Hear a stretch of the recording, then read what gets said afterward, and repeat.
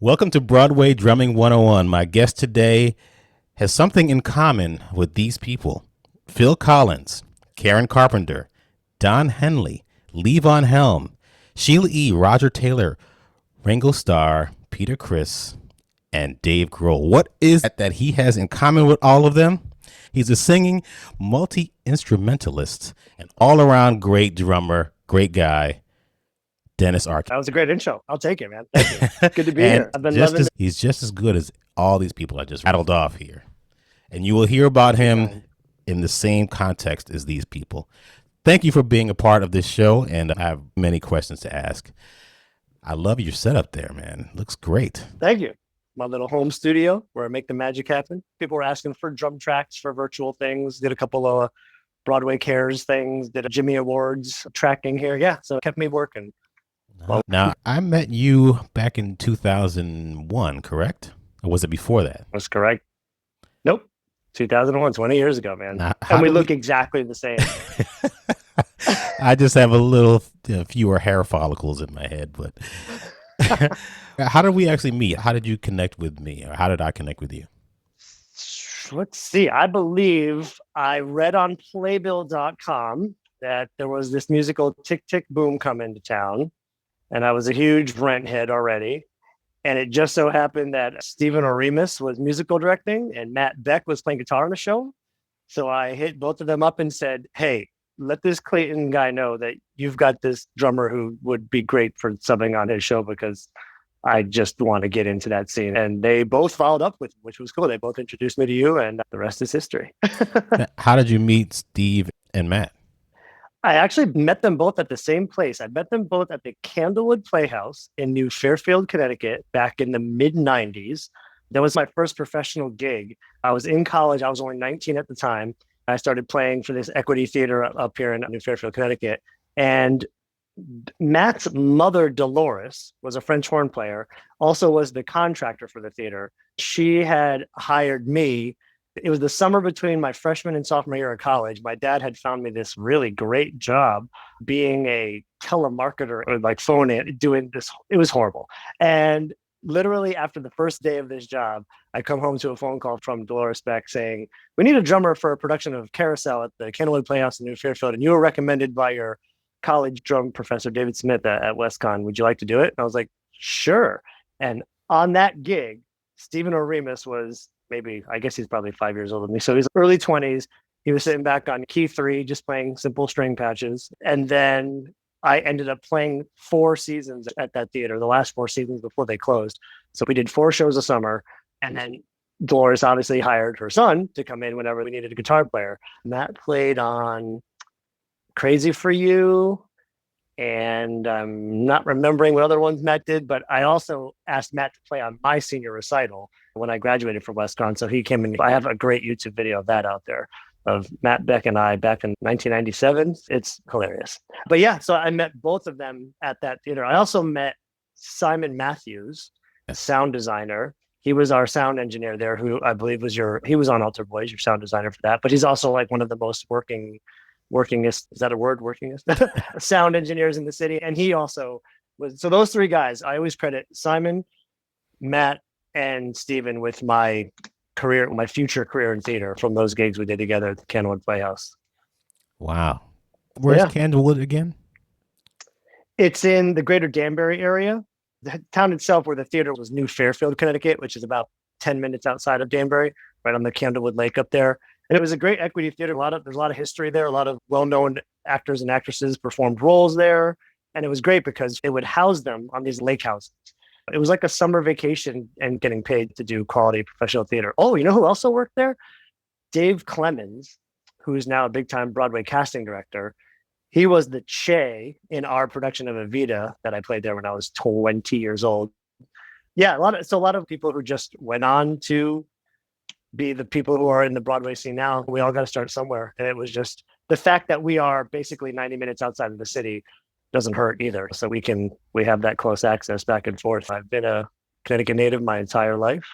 And I think that's another reason why the Broadway thing was so attractive, because it was always right there. From Norwalk, it was a 45-minute train ride.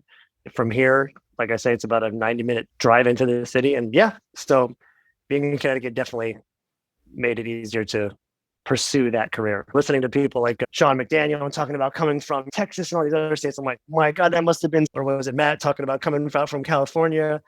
I couldn't imagine like uprooting my whole life to come out and pursue this thing, but being right here, always being able to sleep in my own bed after a show has always been nice. Did your parents bring you to a lot of shows when you were younger?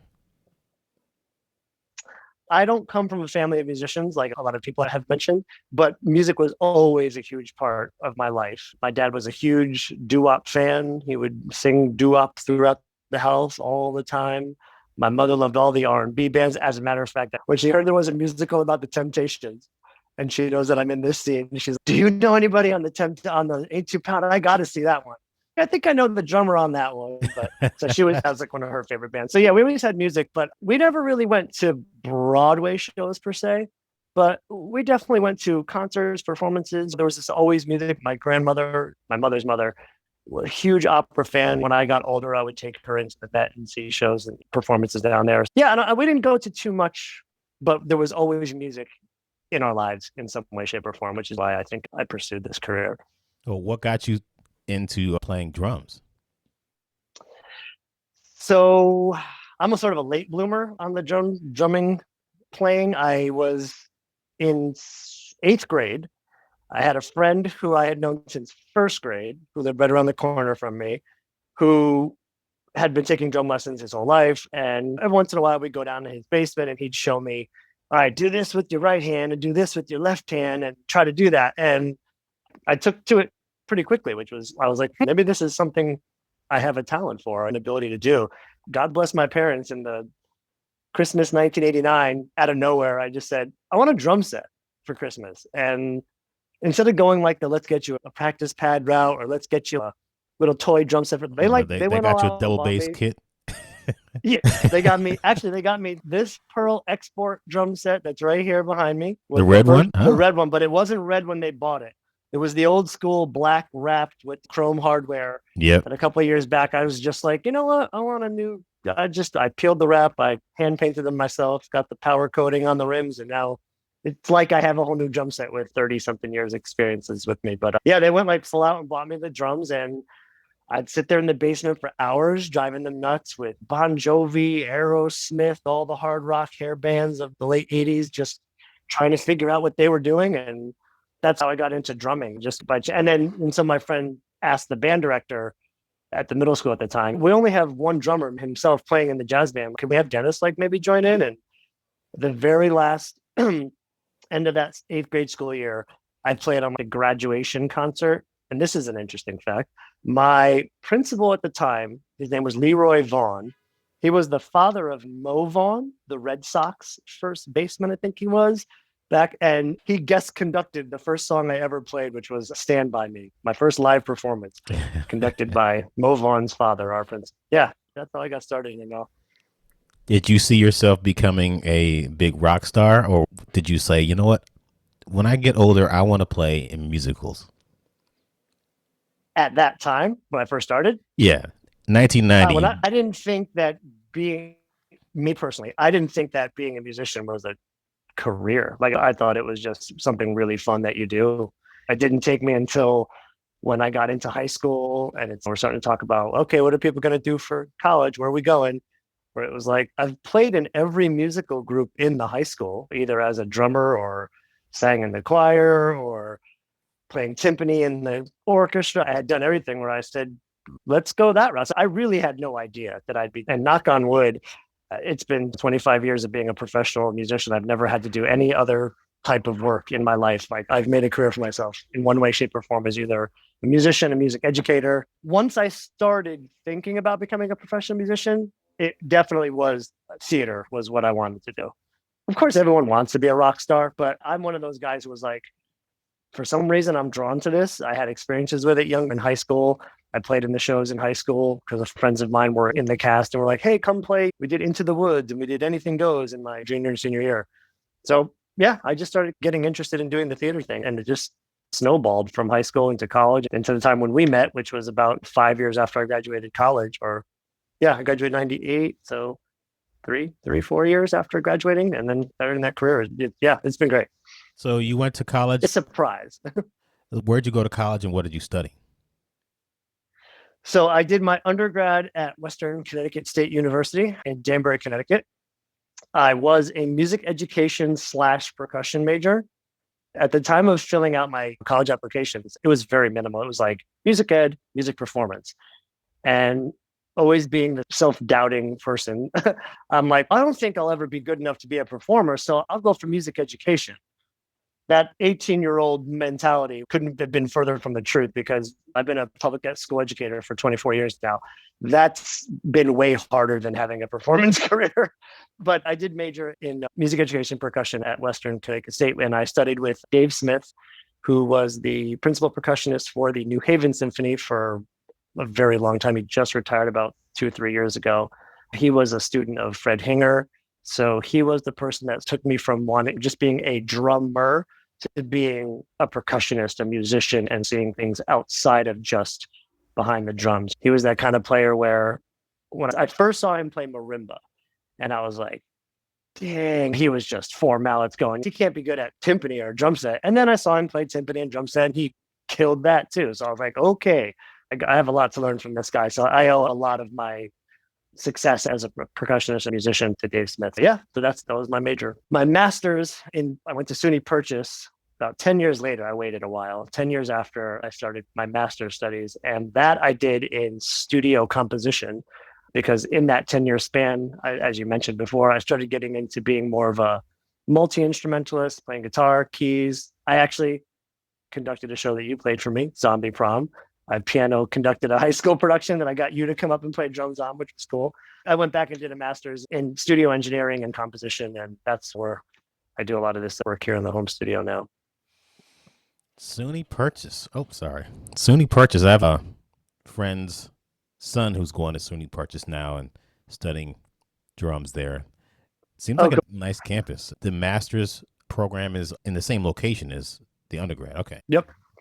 Same building, same conservatory of music, same building. I often ask people that go to music school why they chose that particular school and not something else like North Texas State or Juilliard or Cleveland Conservatory. Why Western Connecticut?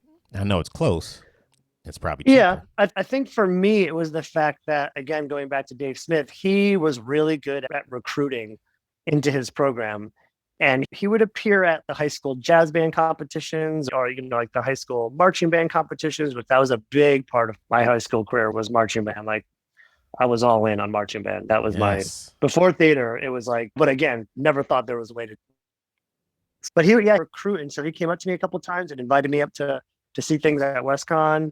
And so I had heard so much about the fact that it was a small school and you'd get attention paid to you. Like I was one of 8 or 12 percussion students at the time, as opposed to one of 100. And so I definitely always say to people, it doesn't matter where you go. Sure, it does. There are definitely certain connections that can come for certain places, but it's what you're going to put into it is what you're going to get out to it. And I think I'm living proof because I've been able to have a pretty good career in performing, even though that wasn't my major, as I wasn't a performance major.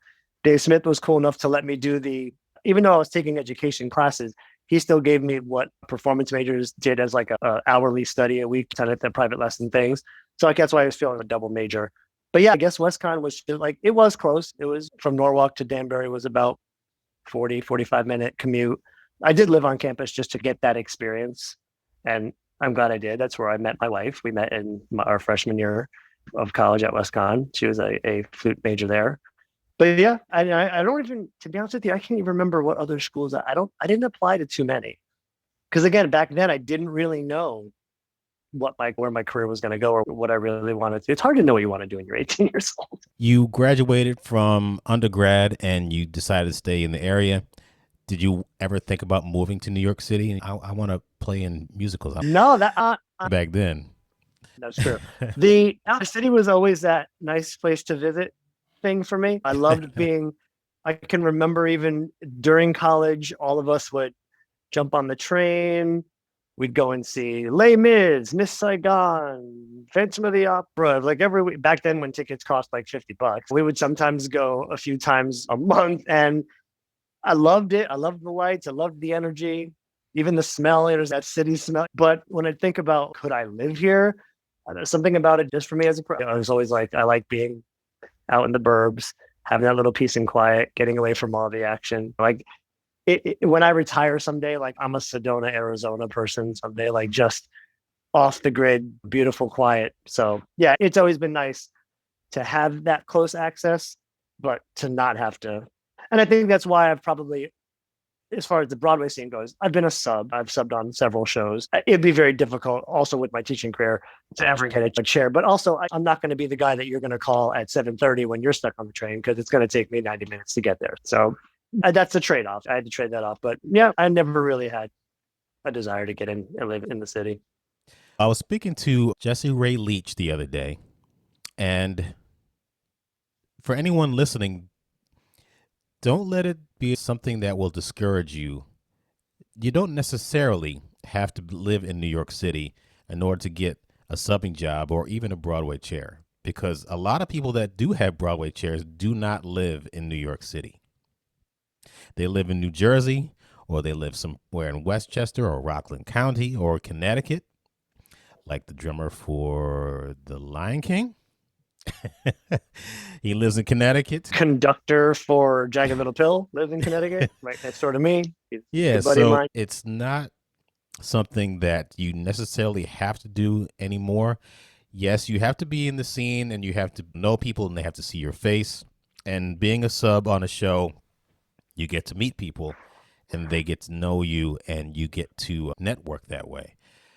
But if you're responsible and you get into the city and you can become a reliable sub, your name will get around and you'll get to do other things, which leads me to 2001. Yeah, because it was 2001. And we connected. Now, was Tick Boom your first show that you subbed on? No. In May of 2001, just before I met you, I subbed my first Broadway show, which was the 2001 revival of Stephen Sondheim's Follies.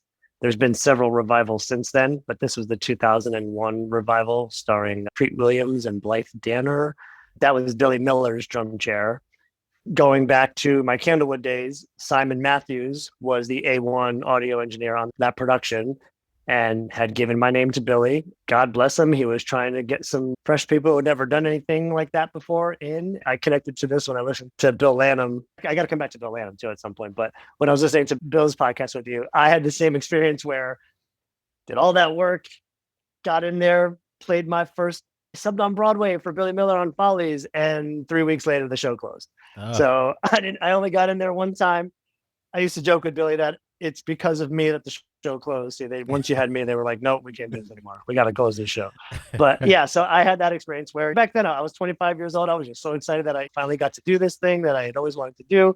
But you were my second show in the city that I had subbed on. Now, I have a question for you, though. Was Tick Boom, I never knew that. Was Tick Boom your first, that was your first chair that you had in the city, right? That's correct. Now, had you subbed any shows before then, though? I had not. I was introduced to the whole Broadway scene through Matt Beck, because we used to play in club date bands together. And he's, man, I got this. I just heard about this show going to Las Vegas for 3 months, and it's probably going to go on a tour. Would you be interested? I'm like, sure. Had nothing. I just met this woman that would eventually be my wife and ex-wife. And I decided to go out to Las Vegas. And I really liked getting a steady paycheck and playing the same show every night. And it was fun. Then I went on a tour of the show. I went around the United States and I saw just how beautiful this country really is. It's different around different sections, and people think that their world revolves around them and everything's like that. No, there's a whole world. There's a whole different world out there. So I got to travel around the country, again, making steady money, playing drums for a living. Instead of, my path was a little different. I chose to work day jobs and work in corporate America, and I was so glad to eventually get out of that world. But Matt said to me when I was on the tour, would you be interested in coming back to New York to play this off-Broadway show called Tick Tick Boom? I had no idea about Broadway and what it was all about. I just knew I was making money as a musician, which I always wanted to do. Was it? Yeah, that was a unique show because of the Jonathan Larson legacy. The fact that Rent was this huge hit, the tragic story of his death. He's like theater legend. I'm a huge Jonathan Larson fan. So when that show came, it's like, this is the show about Jonathan. There was all this buzz around it that I don't think a lot of off-Broadway shows often had. A lot of times you tell people about an off-Broadway show, and it's not one of those shows that everyone knows. Hello Dollies and Miss Saigons through the years. No one really knows off-Broadway other than the Fantastics, because it's been on off-Broadway for 50 years, whatever it was. And it also, another odd thing that it had that I loved for subbing for you on it was it had some like notoriety because of that. And it brought in people like Molly Ringwald starring in it for a while and Joey McIntyre starring in it for a while. So that definitely made that show a very unique, special experience. And then I have to thank you for taking some kid you had no idea about and subbing the book, because 2 years later, when they went on their first national, I think only national tour, Steven gave me the call and said, "Do you want to do this show on the road?" And I was like, "Yeah, let me take a leave of absence from my teaching job for 6 months." And he also said, "I know you play piano a little bit, and because it's a small touring production, we got to have someone in the band who can also be the assistant musical director just in case."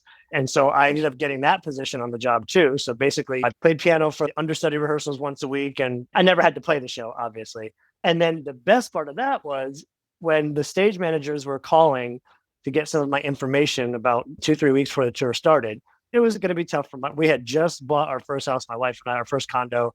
And here I was like, "Bye, honey, I'm going away for 6 months. This is what," and I guess when she was talking to one of the stage managers, I guess like she sounded a little upset about, and he, I guess, went back and said to whatever producers, "I know we're looking for someone to do the merchandise selling on the tour.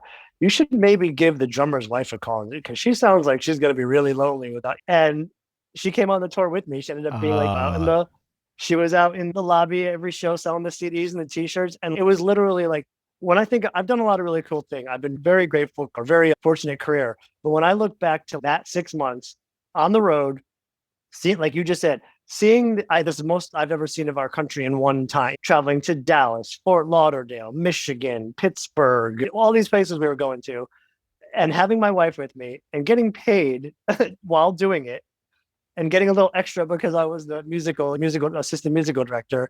Randy Cohen that was Randy Cohen's gig. He was the musical director before he was Randy Cohen, king of Broadway keyboard programming. So he and I worked on that show together. It was Jonathan Larson's show. Like, to me, when anybody asked the question, like, what was your Tick, Tick, Boom, hands down, and I wouldn't say it's an easy show to play, but it's a basic rock show. It's tricky, especially the way you played No More. I could never play it the way you played it, the on the kick drum thing. So I made my 4 on the floor version when I played it your way when I subbed for you. And I challenged, but when I did my 4 on the floor version.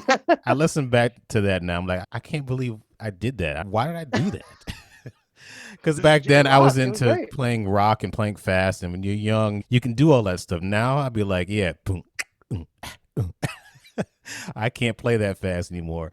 But yeah, it was a fun show to play.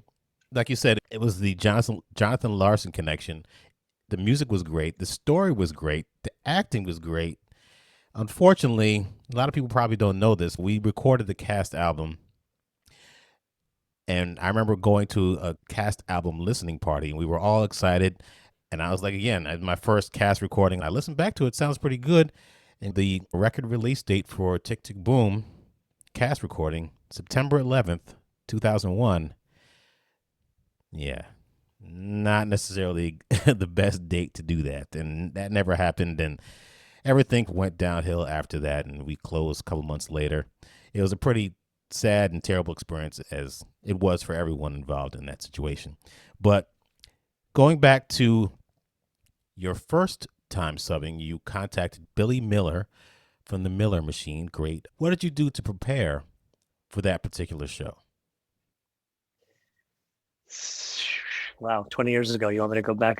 I think anything that, well, for that, yes, that was actually the show that Billy did his first prototype of the Miller Machine on.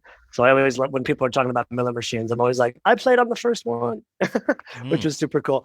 But Yeah, so that was so that show Follies, Stephen Sondheim, as you're mentioning, very very lush music, but also some swing. In the original 1970s production, if I remember the story, there was actually two drummers.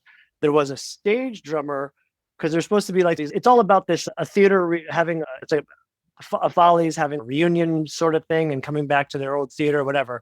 So in the story, there's a drummer on stage who's supposed to be like the drummer at the Follies that's happening in the story. And then, of course, there's the percussionist down in the pit playing the drums and playing the percussion, whatever. But for this revival version, as always, space, money are issues, yada. Billy was the only drummer percussionist on that show. So you not only played the songs that were in the score, the songs that people know from that show, like Broadway Baby or what have you, there were also, you had these brush numbers where you were like a nightclub band, whatever kind of a thing, just the piano, bass, and drums played certain songs. I remember vividly, he had not enough room. He was in the pit. So this was in the days when bands were in the pit. And he had a xylophone hung this way on the wall. So instead of playing a flat xylophone this way, we had the xylophone on the right side. You had drum set here, had the xylophone on the wall, which was super challenging. So there was no way that I could practice that kind of thing at home. I would set up this is always a big thing. I just had a conversation with someone recently who was trying to learn a Broadway book and was maybe a little flippant about, oh yeah, I got this. I'm just going to learn it on my drums. And this person had a 3-piece drum set, but the drum set in the theater is like a 5-piece. And I'm like, you have to set up the way that you're going to be playing something for Damien on Jagged Little Pill. The height difference and the angle difference I heard you talking about for SpongeBob, that's what I got over here. I'm showing you where Jagged Little Pill is coming back up. I've got my snare drum back on that weird angle again to start getting comfortable with that. So for Billy's show, I did the same thing, took pictures, set up my drums as best as I could to be in hit. It was a simple setup: snare drum, 4-tom, bass drum, hi-hat, cymbal, ride, timpani on the left, triangle, a couple of toys here and there, wood blocks, whatever. But the xylophone was always a tough one on the wall there. 20 years ago, taking pictures, bringing I don't even know what I would have had at the time to record a show, probably some handheld cassette player, recorded the show, and then just eat, sleep, breathe that music for as much as you can. That one, I do remember spending a lot more time in that space. Like back then it was a lot easier to get into the theaters on off hours or whatever. It was like pretty much come down anytime between 9 o'clock in the morning till whatever before the people started arriving for that performance. So I would play on his setup and get comfortable with it. So it was a lot of work for what ended up being one performance, but it's what you have to do. You have to put in the hours. You have to feel like a lot of your podcasts have already said for subbing, you have to know the show so that you're not really even looking at the music. Yes, I always have the music. I'm flipping pages. I'm reading, but I'm also eyes on the monitor because I want to just know what's coming next. I want it to be second nature. So it's just spending hours and hours of whatever time you have, because during all of this, I had a full-time teaching career as well, and I still do today.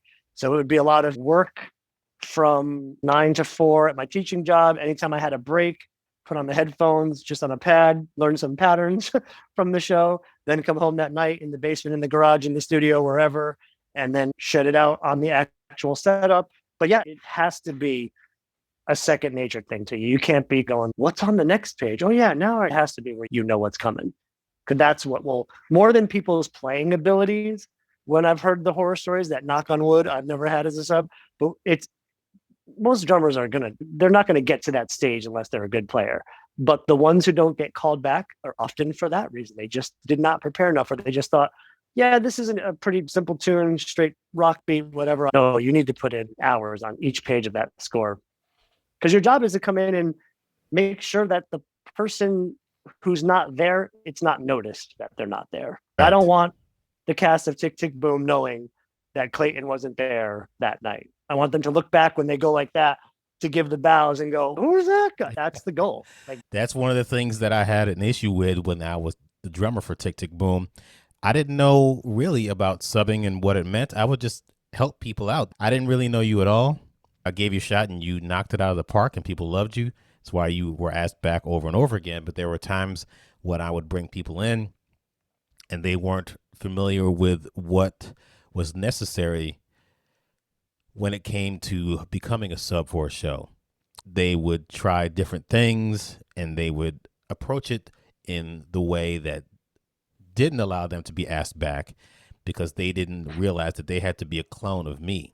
So when you go in and sub for another drummer for a show, you have to do exactly what the drummer does. And you can't be perfect, but you should be within like 98% of the range where you sound like that other person. And it takes time to internalize that by listening over and over again and practicing along to the recording that you have so that you emulate their sound. Yeah, no, I was going to say we're able to start landing theater work in the city without ever having done like the subbing path first, which a lot of people start that way. When you're a sub, I always metaphor, being a sub on Broadway or for anybody is like being the featured actors on Saturday Night Live, because you're working with all the regulars who've been there for years. Those are the other musicians in the band.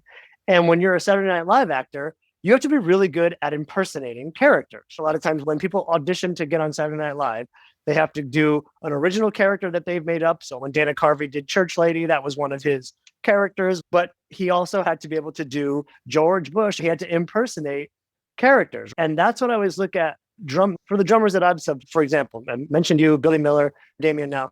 The three of you could not be more different in your styles and in your playing when you're the main guy on the book, the main chair. My job is to come in and play like the three of you. And I play, when it's my own gig, different than the three of you guys do. You know what I mean? My playing style is not exactly anything like either of you, but that's the goal, is to go, well, you know, when Clayton plays eighth notes on the hi-hat, back then, let's say, I remember maybe it was just, I don't know if it was your playing style or just the fact that you were in this small Jane Street theater and the volume. Every time you were rocking eighth notes, you were very tip of the stick. And I used to be more shaft of the stick. So it was like, not for this show. I'm not going to play in my comfort zone.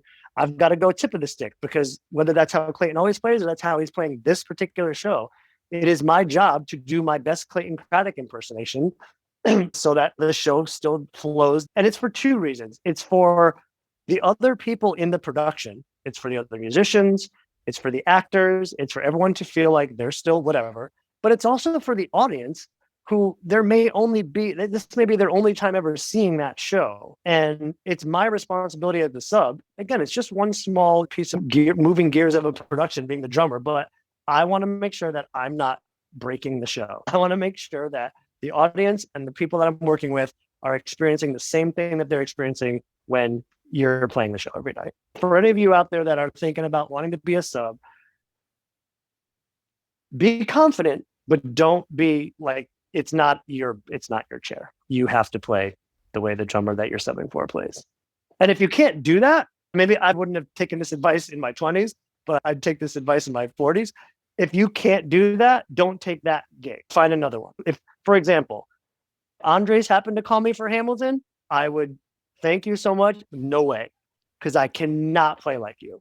You know what I mean? I can't play that way. And I know that now. That's the first thing subs have to remember, is that your main goal is to go in there and just lay it down like the person you're subbing for.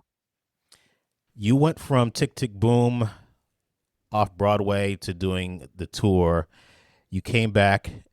Did you go back to teaching full time? What was your path after that? Let's see. Yeah, that's 2003. Came back, did this, I've been teaching the same general music elementary school job from 1998 till currently. I'm still there. So just took a leave of absence to do the tour, came back. I've always been a very active regional drummer in that time, but starting from about 1999, I worked at the Candlewood Playhouse that we mentioned. I worked at the Barrington Stage Company for about 8 seasons, which is up in Massachusetts, which is a connection to the next Broadway show that I played, which was the 25th annual Putnam County Spelling Bee. Also played at the Goodspeed's Norma Terrace Theater. So we had Goodspeed opera houses up here in, oh man, I never forget the actual town in Connecticut, up there on the river there, Connecticut River. But they have another theater called the Norma Terrace Theater, where they do only new works. And it was great because those gigs always worked around my teaching schedule. Like I sometimes look back and go, how did I do this? I'd teach all day, come home, grab a quick bite, drive off to rehearsal for 4 or 5 hours and get home 11, 12, 1 o'clock. Alarm goes off at 6, back up to school the next day. In my 20s, I had all that energy to do that. And yeah, I was lucky. I got 4 seasons out of the Candlewood Playhouse, 8 seasons out of Barrington. think I did 6 or 7 years on and off at Norma Terrace Theater up there. So I was doing a lot of regional things. But again, being that our proximity to the city, that's where I always ran into people who would eventually have something going on in a Broadway show or an off-Broadway show. So that's why I've heard several of your guests already say, take every gig you can.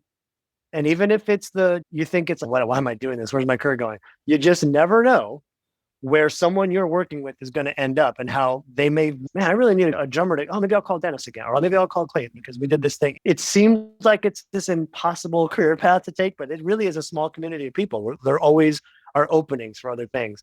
But yeah, so back question. But yeah, so I kept teaching, kept doing a lot of the regional stuff here and there. And then around the same time, I guess this was 2004, 2005, you went on to your next off-Broadway show, Altered Boyz, and you were kind enough to call me back again for another round. And I remember subbing for that for most of that entire run for you. And at that same time, the 25th annual Putnam County Spelling Bee was up at Barrington Stage Company, where I was the house drummer. So when Spelling Bee was up in Barrington Stage, and also the Falsettos production, the other Bill Finn show, Vadim Feichner was the musical director, conductor up there. And then he took the MD chair for the Broadway production of Spelling Bee. So that's another one of these situations where for me, it's almost been, I've never known the drummer of the show. I've known the conductor. And that can sometimes be even more important than knowing the drummer. Because if the conductor says to the drummer, like, okay, Clayton, you're playing Tick Boom, and Stephen Ramis says to you, hey, I know Dennis, we've done 3 shows together at Candlewood. For you, that takes a lot of pressure off of you because you already know. Now, I still may mess up and whatever. You know that the conductor is trusting this person already. So that panned out for me again, where Vadim called me about 2 months after the show opened, Spelling Bee on Broadway, and said, hey, the drummer, Glenn Ryan, who's like Bill Finn's go-to guy, he's played all the cast recordings, falsettos, A New Brand, those are all Glenn Ryan, great percussionist. He needs some more subs, and I told him about you because we just worked together last year. Do you want to come learn this thing? I'm like, sure. And it was around the same time I was doing Altered Boyz. So that was the one time in my career where I heard you make the same comment to Sean. I can't imagine 11 books at the same time. So having teaching and a Broadway book and an off-Broadway book at the same time was keeping me super busy, and still having those regional gigs in between here and there. It was a super busy time around then for me. But yeah, so that was around that same time I was subbing on both of your shows. I think they ran pretty much like 2005 through 2008-ish, like that same 3, 4, 5 year span or whatever it was. And I was subbing for both of you guys, and that was keeping me pretty busy on both of those shows. Who was the drummer? On Spelling Bee was Glenn Ryan, Rhian, I think is how his last name is spelled. I don't know if you've crossed paths with him. He only, like in the city, he's really only whenever Bill Finn has a show. Like he's Bill Finn's trusted guy. So when Bill Finn doesn't have a lot of, I don't think since Spelling Bee he's had another show. I think there was a Falsettos revival that they did recently. Glenn Ryan, I've actually worked with him several times after that. Symphony gigs like Ridgefield Symphony, Greenwich Symphony here in Connecticut. I was also the principal percussionist for the Ridgefield Symphony for 20 years, from 1996 till just recently. I've never really considered myself an orchestral percussionist, but my wife was the principal piccolo player in the orchestra. It was cool for us to have a gig that we could play together that was local. I always took things from those experiences and weaved them into my theater playing. But I've worked with Glenn a couple of times in settings where we've been in the same section. I don't know if there's a lot of theater drummers. I'm on one of those musical theater Facebook pages, and a lot of theater drummers have been hitting up my YouTube page because I have a musical theater playlist. I post drum videos from the pits of shows that I play. And Spelling Bee is one of them, because on that cast recording, it is super hard to hear any of the stuff that he's doing, as in most cast recordings. You just can't hear. And it was a textural choice that show is mainly played with hot rods. I don't know if it was specifically a volume thing. I remember them saying that orchestration wanted to sound like it was an incomplete middle school band, because the show takes place in a middle school gym. And so you have this weird orchestration where it's like the whole band is like piano, keyboards, woodwind doubling, cello, and drums. There's no bass, there's no guitar. So it's like a middle school that just had random kids. That was the sound they were going for. At least that's a story I've heard. But as far as the drum book went, he played most of the stuff on hot rods, either for textural choices or for volume. but so you could barely hear anything. And so I posted a few videos of just here's how it was played on Broadway. And the thing about subbing that show, first day I came in and sat in, Glenn Ryan's playing on the songs where he played drum set parts. There was a lot of percussion, mallet stuff too. Okay, I'm doing the thing that I always do, erasing what's in the book and whiting out and putting in what he's actually playing. And then I'd come back and then I'd study with the whatever. Then I'd come back the second time to watch him a week, 2 later, whatever. He's playing something completely different, like completely different. And so I go, all right, I'm not going to say anything yet. I'm going to see what happens when I come back my third time. Come back the third time, and it's okay. So it's one of those, what's that saying? They say, don't ask for forgiveness, ask for permission. I think as a drum sub, you have to reverse that. You have to ask for permission and not for forgiveness after the fact. So I took him in and Vadim aside and said, just so I'm cool, it feels Glenn is just keeping time. And then Vadim was like, yeah, just do your thing. Just do your thing when you're covering the show. And I'm like, in a way that takes a little bit of the pressure off, but at the same time, it adds a whole new layer of pressure because you're like, they say do your thing, but what if my thing is not exactly what? So I tried to find a mix of what I had from 3 different recordings of Glenn on that show. And I guess that was one show where I did put a little bit, and nobody ever complained. I played some of the show for most of the run of the show. So I think I was doing my job correctly. The point being is I made these YouTube clips and now I get a lot of people love playing that show. It's a hilarious, same thing. It was funny. Altar Boyz and Spelling Bee, just 2 of the most hilarious shows ever. And I was subbing both of them at the same time. And my biggest fear on subbing those shows was not about the playing, was that I was going to miss a cue because I was too busy laughing. Yeah, laughing from the shows are hilarious. But yes, it's like subbing that for him and not knowing if what I was going to do was exactly going to be right. But I just mixed together what he was doing and it seemed to work. Over the years, you've learned how to play many different instruments and conducted shows, correct? Yes, not at the professional Broadway level, but some regional high school ringer gigs here and there, things like that. Since you've been the other side of the podium, what is it that you look for in a drummer? Yeah, so if I'm conducting the show, I think it's the 2 things I always consider for myself as a drummer too. I want the drummer to be with my tempos.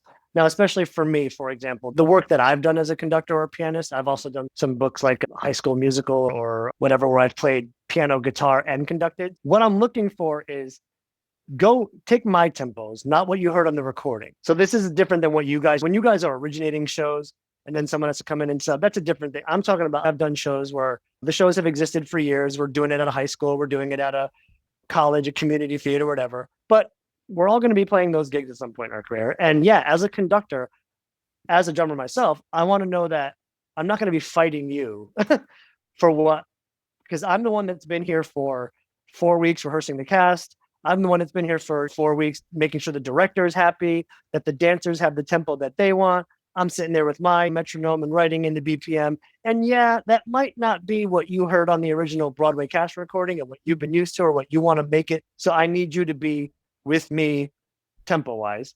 And then I guess I also want to make sure, depending on the setting that we're playing in, you need to be a dynamic drummer. And Damien is the greatest example. Damien Bassman, I keep saying his name like everybody knows, but I think everyone does know him. He's the greatest example of somebody who I learned so much subbing Jagged Little Pill for him, like how to hit, but without breaking people's ears, but somehow it just sounds so huge and solid. And so I had to sit there studying those drum cam vids I took of him to study the book and be like, how is he? And then so I'd look for the same thing for a drummer, that I want you to play dynamically appropriate for the space that we are in. Yes, I know we're doing Tommy, but we're doing Tommy in a 100-seat cube like theater where the band is sitting 1 foot from the first row of the audience member. So unfortunately, you can't play it like Luther did on the original recording. You got to play it with that same energy, but I want the drummer to know how to do it with a pair of sticks dynamically, not with V drums or hot rods to compensate. I want the sound of sticks on drums with the dynamics that are appropriate for the space you're in. Damn it. I know, I'm only because I've been asked to do it myself and I had to find it. It's like, exactly. And then when you get, I'm just joking, but what he's saying is true though. You have to find that balance, and what you said about Damien is so true. His approach to the drums and the way he gets the sounds out of those drums, I'm like, how do you do that? But that comes with a lot of practice, a lot of great technique, and just an approach to the drums where it's very musical, not necessarily musical theater, but just musical, where you get the sound out of the drum, and he has a way of controlling that. And that's something that takes a lot of time and effort and practice. And he gives people what they want. And that's why working so much. Yeah, nonstop.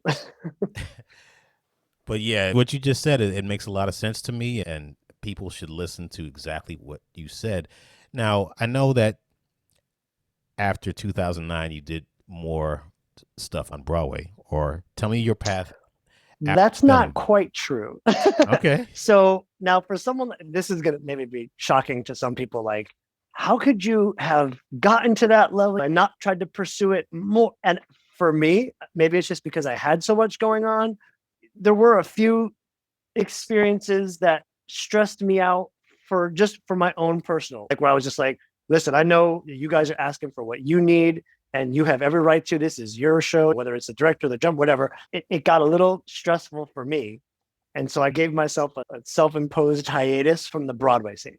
That's when I went. It was in 2008. I think it was right after Altar Boyz and Spelling Bees were winding down. I had some interesting experiences with some of the drummers that I was trying to, again, I don't want to get into it, but it was just for me personally. It was definitely not you, but it was for me personally. I was like, you know what? I think I've done this. And I wasn't doing the Broadway thing full time like you guys, but I was doing the theater thing full time, whether it was Broadway, regional touring, high school things, ringer gigs, whatever, plus having a full teaching. So I came to a point right around 2008 where I said, I have to do my master's if I want to keep my teaching certificate. And it's been almost 10 years and I have to have a master's to keep teaching. So I don't want to let that go. One passion I never really followed through on was my passion for recording and writing music. That was a whole other side of it. Back in high school, like I said, I took every music class you can. And the one that was the most fun was, now again, if we're talking mid 90s, I graduated high school in 94. So early 90s even. We had an electronic music class, which was basically like a 4-track tape player, where we learned how to record a drum and then add this. Back in the days when we used to do it with my bands, we would have a tape player and we'd record the drums and then we'd play that tape player out into another tape player and sing the vocals over it. That's how we multi-track, the guerrilla way, the ghetto way. But I'd always had that passion. And so I was like, I went so full in on music. And this is where it ends up there's a happy ending, is that when I took that break and went back and did something different. So I went back and did this studio composition master's at SUNY Purchase. It reignited my passion for pop music again and writing and hard rock and all these things that theater is always, Warren Oates said it great, where this is always going to be musical theater. Even if we're doing Tommy, the Tommy version of musical theater doesn't sound like the Who's version of Tommy, for better or worse. It is what it is. So going back for me, it was like, okay, now I can pursue this other passion for a while.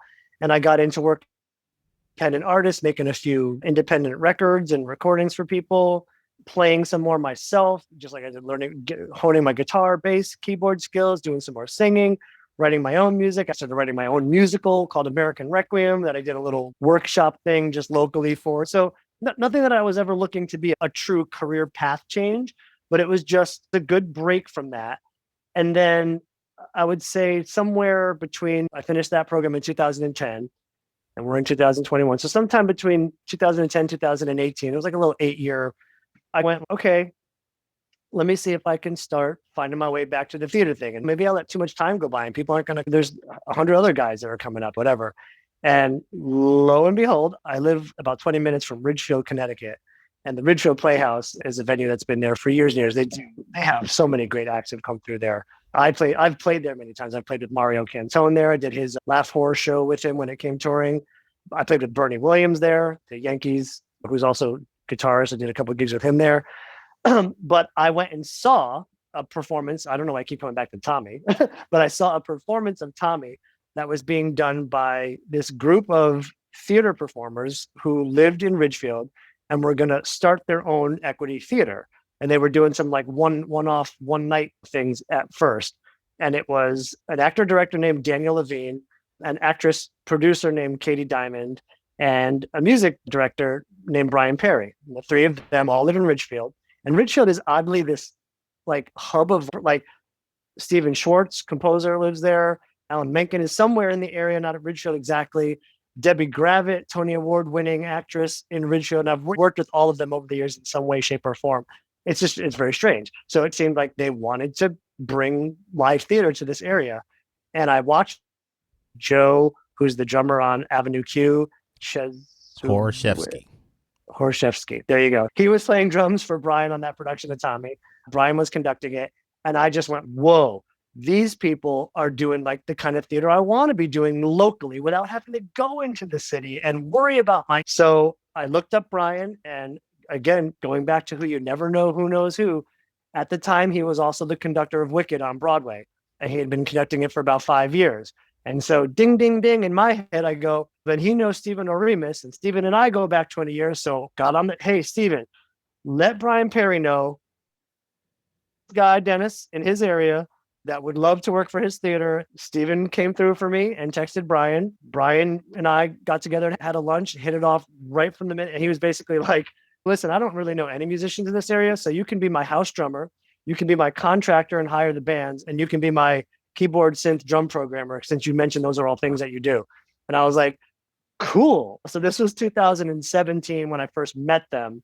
And then in the summer of 2018, we opened a Contemporary Theater of Connecticut, or ACT of CT, as we go by now.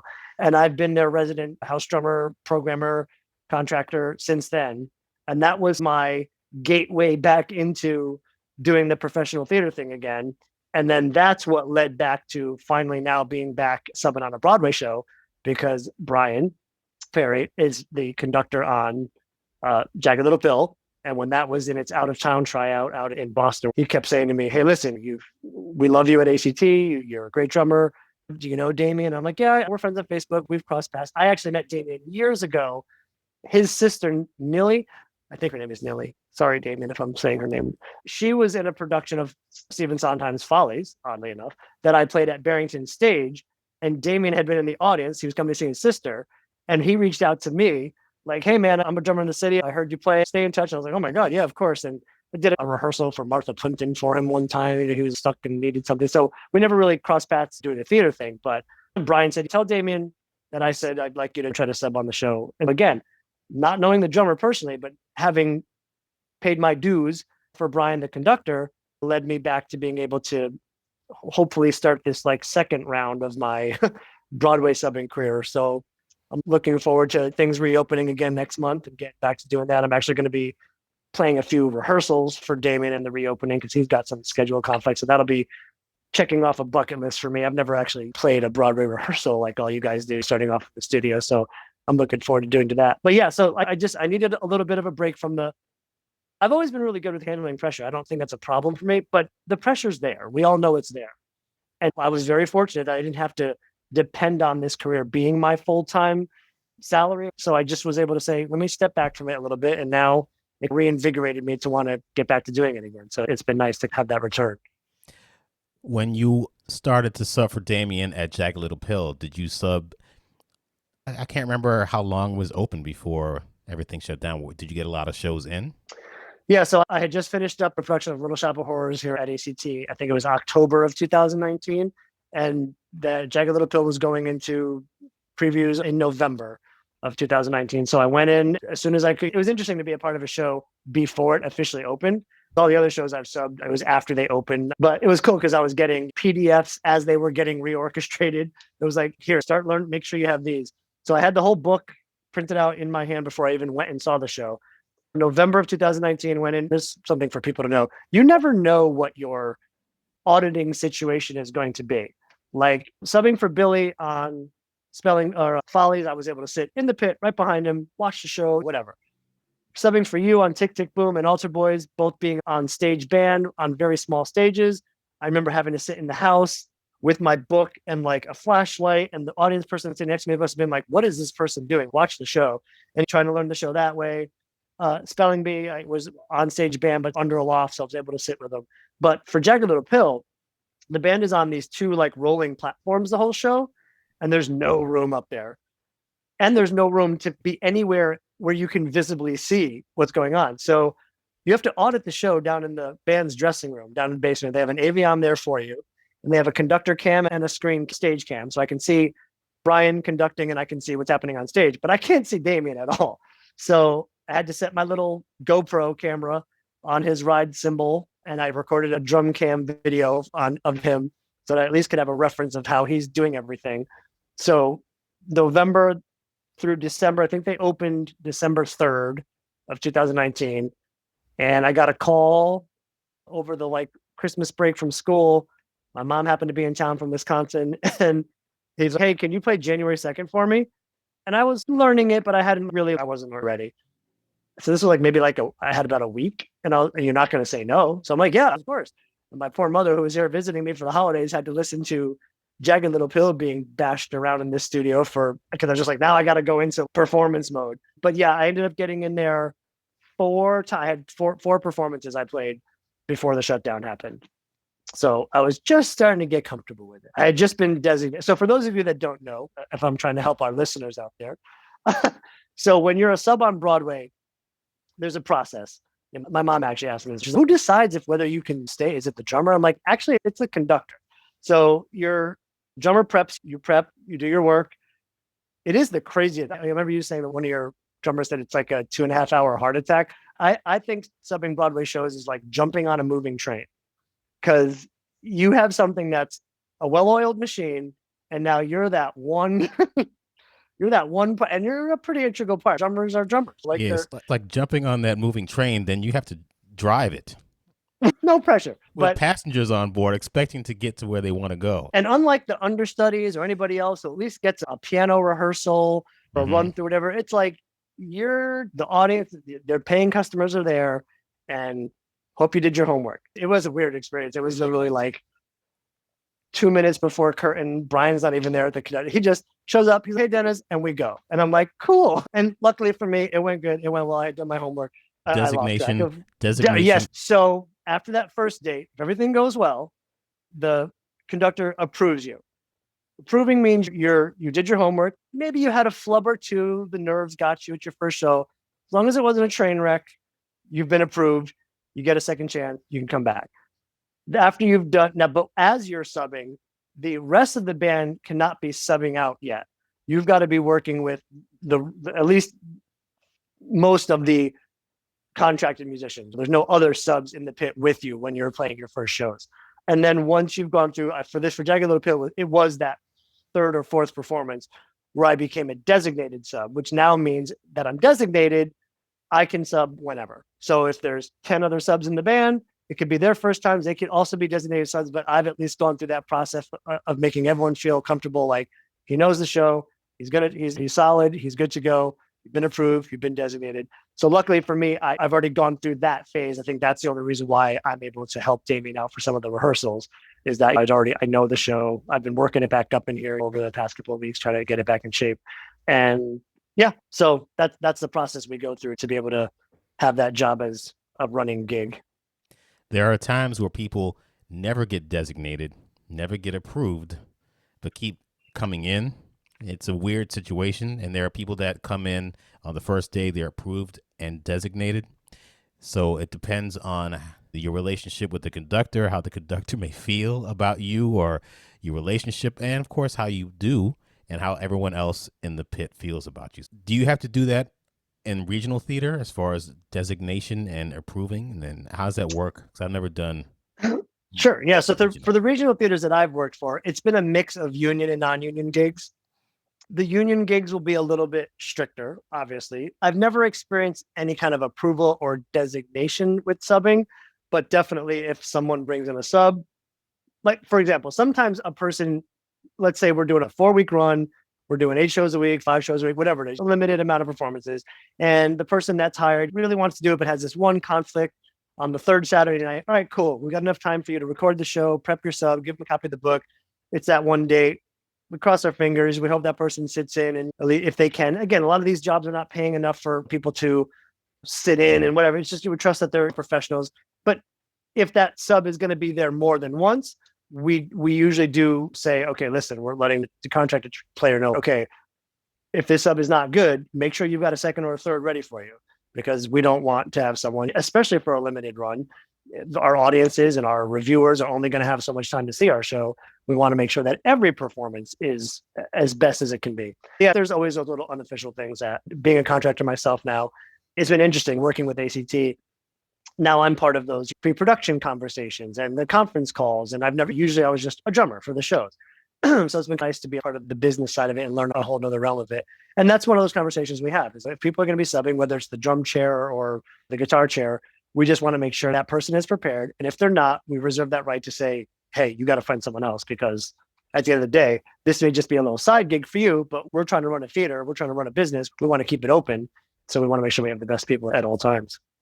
So when people want to become a theater drummer, become a pit musician, what do you think they should always do when it comes to either preparing for a show or just getting into theater in general?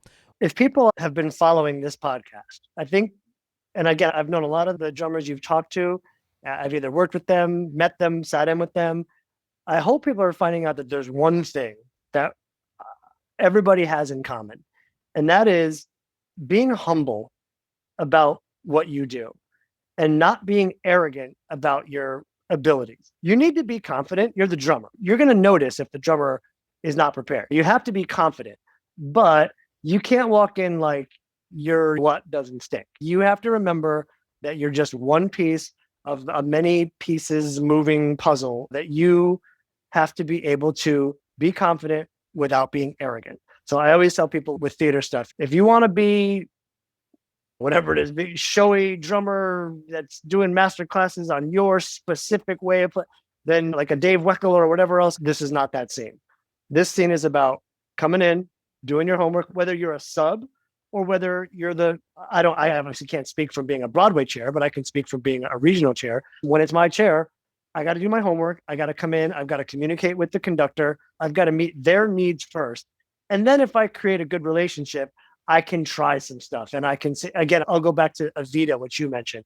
I played that show at Candlewood when I was 20 years old. And a board recording of that show, and I listen back to it now, and I'm like, whoa, I sound like a 20-year-old playing that show. But we did it here at ACT back in 2019, one of our first shows. And to revisit that show 20 years later and coming at it with a 20 years experience and playing it again, it was like, okay, now I know how to be a better drummer. Because back then when I was 20, I thought, yeah, I'm the 20-year-old playing on the show. I know what I'm doing. And I wasn't arrogant in my attitude, but I might have been a little bit arrogant with what I was trying to play in the show. But now come back to playing it. Now I have a little bit more experience. I have a little bit better understanding of what I'm doing. And it's about now I have the trust of the people I work with. Maybe I can try some things now. And if someone likes it, I'll put it in the ink and I'll play it every night. And if someone's, yeah, no, that doesn't work, then you have to be able to say, no, I'm going to try it a different way, or just play what was originally there, depending on the situation you're in. Yeah. So always never try to come in and think that you're the most important person in the room. I think drummers sometimes, I know myself, I'll sometimes, I'm the drummer, man. I'm the drummer. But you're the drummer in musical theater. There's a caveat to that. It's not you're the drummer. You're not, I don't think I've ever seen a show where, Tommy Lee was one of my, I at least love the floating drum booth. That's not going to happen in theater. You're not going to be the center of attention unless unless you're on Jersey. Don't say, oh, that's true. I thought you were going to say unless they make Motley Crue the musical. You see? Yeah, I'm not going to say, I think I said this on one of the podcasts. I'm not going to reveal any of my thoughts about future shows. I said there should be a 2112 musical. I'm going to put that out there. And I said that to someone who works as a producer. And he said, man, I'm a big Rush fan. That's a good idea. We should talk about that. But now, are you confident enough that you'd be the drummer on that? Absolutely not. Joe Bergamini is going to be the drummer. He knows it. I think I might have said this on Facebook. It's like, dude, you're it. Because people are like, who should be the drummer on that show? And people are like, Joe Bergamini. Joe Bergamini. So I've never seen him play. I just know he knows Neil, and he's studied him. And he's like the Rush god. But anyway, yeah, Motley Crue musical. What would that be called? It'd be called Girls, Girls, Girls. Come on. Girls. Dr. Feelgood. No. Dr. Feelgood? Dr. Feelgood, the musical. Now you're talking. It could be about some kind of doctor that heals people, and it could be, I don't know. We should discuss this. Who do we talk to? We talk to Ty, and then you going to be the drummer on it? Or is Sean McDaniel, because he loves Motley Crue? I defer to Sean. I think his resume is like, I'd like to think I could play that one. No. Then we could have the drummer be on the thing, and it could go around. I'm telling you, man, we're here. We're making money. Don't anybody steal this idea, even though this is public. We got the rights. I just call. Hold on. I'm gonna call Tommy Lee. Tommy, I wonder who No, would be in you know charge. what? Here's a funny Tommy Lee thing, though. This is one of those, again, just so that everyone knows how small this community of like musicians are. Like Tommy Lee was definitely one of my drumming influences as a guy. Not that I could play like him. I loved watching him. I wish I wanted. I He's loved fun to Motley watch. Crue stuff. And I'm like the most. I never had. This is the longest my hair's ever been in my life. I'm not like no tattoos, no drinking and drugs, and so it was never. I don't know, just loved his style. So fast forward in college, one of my classmates, his name is Steve Morrison. We hit it off. He actually played in that same senior recital with Matt Beck with me. He went on to become Tommy Lee's drum tech on the Really? road, and then went on to become Nate Morton's drum tech on the NBC show The Voice for years. Oh wow. And I've stayed in touch with him, Steve. He goes by Steve-O now. And he builds snare drums now. DTS, it's Drum Tech Services, or snare drums. And I had this custom snare drum backer that he made for me. But it was like one of those times where I just went, man, this community is really small. Someone I went to college with became the drum tech for the drummer that I wanted to be one day, made by Steve. And I have a drum made by Steve. And that's just, I remember what it was. He texted me one day, Steve, and he goes, look, you and I have been texting back and forth. And look, he screenshot his text messages. And it's like me texting him and Nate Morton and Tommy Lee. And I'm like, I'm on the same screen as these guys now. Just, that's enough for me. That was just so cool. But yeah, it is strange how many, it's just a small community of musicians out there doing stuff, which is once you can get into it and you can meet a few people, you just have to be someone that people like to work with and just don't turn people off with your attitude. Playing is one thing. A lot of your guys have said this on the podcast. Playing is one thing. Obviously, you got to be a good player. You're never going to get called back if you're not a good player. But you also have to be someone that people can at least connect to, talk to, feel like we can have a conversation with. So I'm a bit of an introvert. I'm always the best small talk person. But when I'm in those working situations, I want to step out of my comfort zone and make people feel like you don't have to feel uncomfortable with me. So that's another plus for people to. Speaking of gear, what kind of gear do you use and why? Drum wise, I've had the same Pearl Export 1989 drums for however many years now, going over 30 years now. Wow. I think those drums are a lesson in know how to tune, know how to buy good quality heads. I use Remo. I've always been a fan of Remo. Finally going back to just good old coated ambassador after going through all of them. I'm back to like Remo coated ambassador.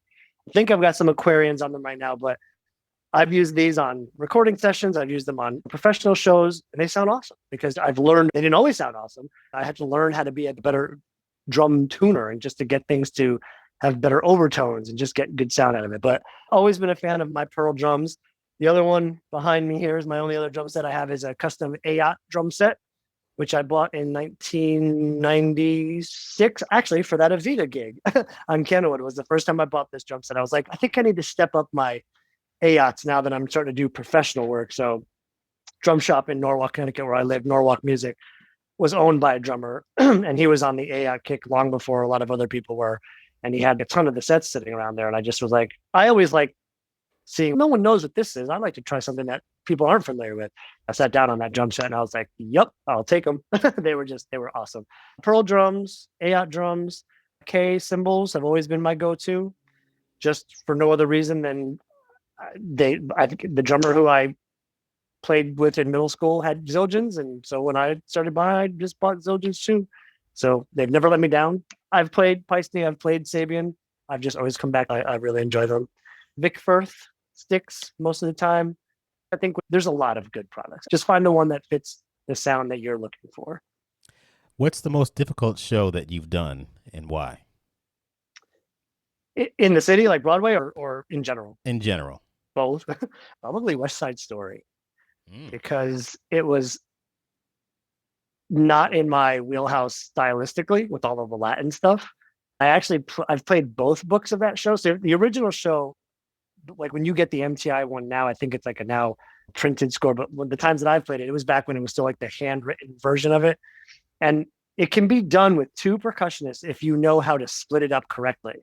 And so there was a teacher colleague of mine. He and I have done the show a bunch of times together. But the first 3 times I did it, I played the percussion book. So it was all the timpani, xylophone, mallets, bongos, congos, all that stuff. It was just, especially it's the song Cool. It has the canon section, and there's a the vibraphone riff that everyone plays in canon with each other. And it's just super, took me forever to learn that one.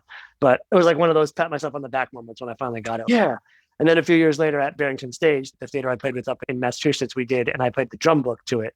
So again, just playing all that swing and Latin stuff was definitely, I was an 80s rock kid. So that was always easier for me to do. So again, I always feel accomplished when I can do something outside of my comfort zone. In the city, I would definitely say that the current Jagged Little Pill is deceptively hard to play because we all know Alanis Morissette's music. 98% of the songs are in 4/4 time, but the way that Damien plays and the parts that he writes are super hard to learn. And when I watched him, I was like, yeah, okay. And I see it on paper. I'm like, yeah, okay, cool. And then the first time I sat down to try to play along with the track, I was like, oh man. Because he's got his sort of his niche where he's got the djembe on the left hand, and he may be doing like sweeping 16ths on the brushes on the snare drum, which is not something I do very often, but I definitely am way better at it now because I had to learn it. So doing that simultaneous, I remember he talked about making it so that you were the loop and you were the drummer at the same time. That's definitely difficult. On top of the fact that you're also stopping and starting all of the click tracks. So the drummer is in charge of all of those. So you got 2 pads for that. There's a few little electronic things. He's got like electronics on them. One of the songs has like Indian tabla drums on it. And those are on there. There's like some chimes, whatever. Not too much in electronics, but and then there's a field drum for this one protest piece that they do. So you got a little bit of, so that show has a little bit of everything in a pop show. There's not like a Latin song or a jazz song, but his feels sometimes, there's a song Unsexy, that's one of Alanis' songs, that when you hear the original, does have a little swing to it, but the drums play the eighths are constant, but the 16ths kind of swing it. And so he puts a little bit of that shuffle in there that makes that song tricky to play. So little things like that. I just love telling this story though. For anybody who wants to get in touch with Damien to sub Jagged Little Pill, just keep this one in mind. Since you don't get to see the show until you're playing it, like literally you don't get to experience what these moving stages, whatever, and the lights and whatever. And that's all cool. And it is really cool to see the house when you're all on stage. I was fine with all of that. But there's this moment, I guess I just couldn't tell from watching the drum cam video. There's a moment after the actress who sings You Ought to Know, Lauren Patton, she tears down the house every night, standing ovation. You're waiting there for 3 minutes to get ready to go on the next song. The band riser starts sliding off and they start the song Uninvited. And you hit one of these like chords and it's just like everyone's making noise, cacophony, just blah, blah, blah, blah, blah, blah. And through that, you start a click track with your free hand and then we count into the song. But what I didn't know was that there's a complete blackout on stage at that point. My first show subbing it, that was definitely your friend said a 2.5 hour heart attack. I had my like 5-second heart attack for real there. I hit the chord and I cannot see the pad that I have to start this click track for. And I'm like, in my head, I'm going, oh boy, fired on the first gig. This is going to be great. Somehow I got it. Everything went off smoothly. So another note to everyone is be prepared for the things you can't be prepared for. Because there will be something that you have to, whatever. Yes, there will. So my second show back, I text Damien after I go, I left you a present. And I had put glow tape on that pad now, just for myself. So that when I'm covering it, when we go into that blackout, I'm just like, oh, there's the pad. Perfect. I can start the click track. Yeah, that was definitely like lost my like sense of self for a minute. Like, where am I? Where can people find you? I'm on the Musical Theater Drummers page on Facebook. I often try to post some things there or answer questions for people. My YouTube channel, Dennis J. Arcano, Arcano. I've got a pretty cool musical theater playlist there where I do some videos from ACT and my drum boost. I've actually got some Tick Boom National Tour footage on there, so people can check that out. It feels like it's like the Zapruder film from the 60s, even though it was 2003. Back then, those high 8 cameras, whatever we had, it's like super grainy. And all you can hear is like snare drum and hi-hat and singers. Like you can't really hear anything else because there's like in the house. But I did a cover version of my favorite song from Jagged Little Pill where I played the entire orchestration myself, sang the female lead part, which was probably hilarious. So if you want to check that out. But yeah, YouTube is usually my place where I have a lot of some of my own personal work is there. My solo album, which was based on Stephen King's Dark Tower series is up there. I did a concept prog rock thing. Cover songs that my wife and I have done are up there. So yeah, YouTube is just my jam for social media. You have a website? I do not. No. Never wanted one? No. Never got into it? No, Okay. no. I don't know. I've been lucky enough to keep a career going without that. I guess for me, it's gonna sound self-deprecating. I never thought I was like important enough to have a, but I don't know, like you're Clayton, you've got a Broadway career. You're like, so you got a website that makes sense. People want to find out about Clayton. I've never felt that I don't Well, know. Who knows me? we're going to start one now. After this Okay, podcast, amazing. you are now, actually, you've been important for many years. Important to the kids that you've Yeah, mentored and your family and people that you work with. And you have this regional theater credentials, man. yeah. No, I'm a very happy person. I'm a very fortunate person in my career. I think it's also just the hassle of technology sometimes for me. I It was hear you. cool enough getting a studio recording and learning how to do all this stuff and learn about audio engineering. And then I just go, oh, a website. Now I got to learn coding and web design and graphic. I don't know. It always seemed like too much for me. Yeah, I hear you. I hear you. Thank you, Dennis J. Arcano. J stands for Joseph, Joseph. All my right. grandfather's name. Really? Well, thank you Yep. for being a part of this podcast. It's great to catch up with you and learn a lot more about you that I didn't know. I hear your backstory, and hopefully, your words of wisdom will inspire the next generation of Broadway musicians. And hopefully, I'll see you walking around Times Square one day. Yes, we definitely got to catch up. Yes, I'm humbled and honored to have been a guest on your show, man. It's been really great talking with you too, and hearing what all these drummers have to say and learning from each other is that's what it's all about, man. Share the knowledge. So thanks for doing this. This is great. Amen. We will talk soon, Dennis. Thanks. Thank you.